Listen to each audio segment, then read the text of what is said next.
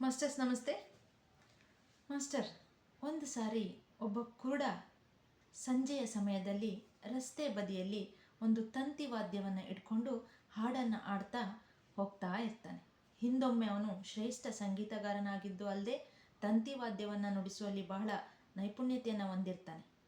ಹೀಗಿರುವಾಗ ಅವನಿಗೆ ಈಗ ಒಂದು ಶರೀರ ಸಾಥ್ ಕೊಡ್ತಾ ಇರಲ್ಲ, ವಯಸ್ಸಾಗ್ಬಿಡುತ್ತೆ ಶರೀರಕ್ಕೆ, ಕಣ್ಕುಣ ಕಾಣ್ತಾ ಇರಲ್ಲ. ಹಾಗಾಗಿ ರಸ್ತೆ ಬದಿಯಲ್ಲಿ ಒಂದು ಸಾರಿ ಹೋಗ್ತಾ ಇರಬೇಕಾದ್ರೆ ಕಾಲು ಜಾರಿ ಬಿದ್ದುಬಿಡ್ತಾನೆ. ಅಲ್ಲೇ ಸನಿಹದಲ್ಲಿದ್ದಂಥ ಇಬ್ಬರು ಹುಡುಗರು ಆ ಬಿದ್ದಂಥ ಸ್ಥಳಕ್ಕೆ ಬಂದು ಅವನನ್ನು ಎತ್ತುವಂಥ ಪ್ರಯತ್ನವನ್ನು ಮಾಡ್ತಾರೆ. ಆಗ ಅದೇ ವೇಳೆಗೆ ಇಬ್ಬರು ಹುಡುಗಿಯರು ಕೂಡ ಅಲ್ಲಿ ಬರ್ತಾರೆ. ನಡೆದಂಥ ಸನ್ನಿವೇಶವನ್ನು ಅವರೆಲ್ಲ ಮನಗೊಂಡು ಈ ಒಂದು ಮುದುಕನನ್ನು ಮನೆಯನ್ನು ತಲುಪಿಸ್ಬೇಕು ನಾವು ಇವನ್ನ ಅಂಥೇಳಿ ಚರ್ಚೆಯನ್ನು ಮಾಡ್ಕೋತಾರೆ ಅವರಲ್ಲೇ. ಆಗ ಮುದುಕ ಹೇಳ್ತಾನೆ, ನನ್ನ ಮನೆ ತುಂಬ ದೂರ ಇದೆಯಪ್ಪ.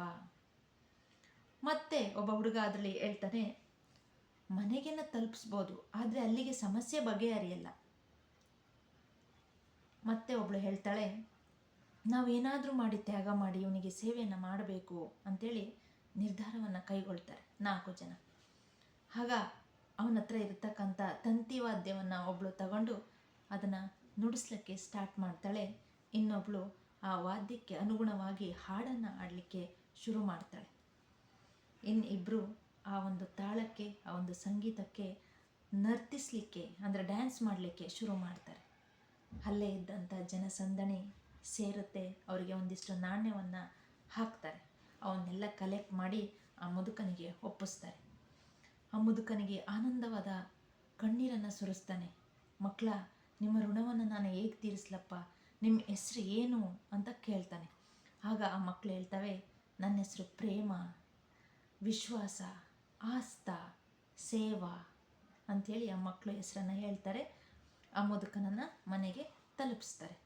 ಆಗ ಮುದುಕ ಪರಿಸ್ಥಿತಿಯನ್ನು ಅರಿತವನಾಗಿ ಅವನಿಗೆ ಅರಿವಾಗುತ್ತೆ, ನನ್ನಲ್ಲಿ ಅಪ್ರೇಮ, ವಿಶ್ವಾಸ, ಆಸ್ಥ, ಸೇವಾ ಇಲ್ಲದೇ ಇರೋ ಕಾರಣ ಬೇರೆಯವರಲ್ಲೂ ಅದು ನನಗೆ ದೊರೀತಾ ಇಲ್ಲ ಅಂತ ಅವನು ಮನಗೊಳ್ತಾನೆ. ಮನಗೊಂಡು ಆಗ ಅವನಿಗೆ ಅವನ ಜೀವನದ ವೃತ್ತಾಂತವನ್ನಲ್ಲಿ ನೆನೆದು ಕಣ್ಣೀರಿಡ್ತಾನೆ. ಎಂಥ ಕೆಲಸ ಮಾಡ್ಕೊಂಡ್ಬಿಟ್ಟೆ ನಾನು ಅಂತ. ಮಾಸ್ಟರ್ಸ್, ಈ ಕತೆ ಕಾಲ್ಪನಿಕ ಆದರೂ ಜೀವನದ ಸಂದೇಶ ಆಗಿದೆ. ಭಗವಂತ ನಮಗೆ ಶ್ರೇಷ್ಠವಾದ ಜೀವನವನ್ನು ಕೊಟ್ಟಿದ್ದಾನೆ, ಆದರೆ ಅದನ್ನು ಅರಿಯದೆ ಕುರುಡ್ರಾಗಿದ್ದೀವಿ, ಜಾರಿ ಬೀಳ್ತಾ ಇದ್ದೀವಿ, ದಾರಿ ತಪ್ತಾ ಇದ್ದೀವಿ.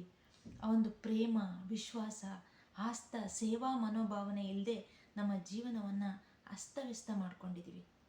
ಈ ಕಥೆಯ ಮೂಲಕ ತಿಳ್ಕೊಳೋದೇನಪ್ಪ ಅಂದರೆ, ಇವನ್ನೆಲ್ಲ ನಾವು ಪಡ್ಕೊಂಡ್ರೆ ನಮ್ಮ ಗುರಿಯನ್ನು ನಾವು ತಲುಪ್ಬೋದು. ಆ ಮಕ್ಕಳು, ಆ 4 ಜನ ಏನಿದ್ರಲ್ಲ, ಆ ಮಕ್ಕಳು ಆ ಮುದುಕನಿಗೆ ಮನೆ ತಲುಪಿಸಿರು ಅಂದರೆ ಆ ಗುರಿಯನ್ನು ತಲುಪಿಸಿರುವಂಥ ಅರ್ಥದಲ್ಲಿ ಈ ಒಂದು ಸಂದೇಶ ಬಂದಿದೆ ಮಾಸ್ಟರ್ಸ್. ಇದನ್ನು ಅರ್ಥಕೊಂಡು ಜೀವನದಲ್ಲಿ ಎಲ್ಲರೂ ಅಳವಡಿಸ್ಕೊಳ್ಳಿ ಅಂತ ಹೇಳ್ತಾ ಮಾಸ್ಟರ್ಸ್ ಧನ್ಯವಾದ. Thank you.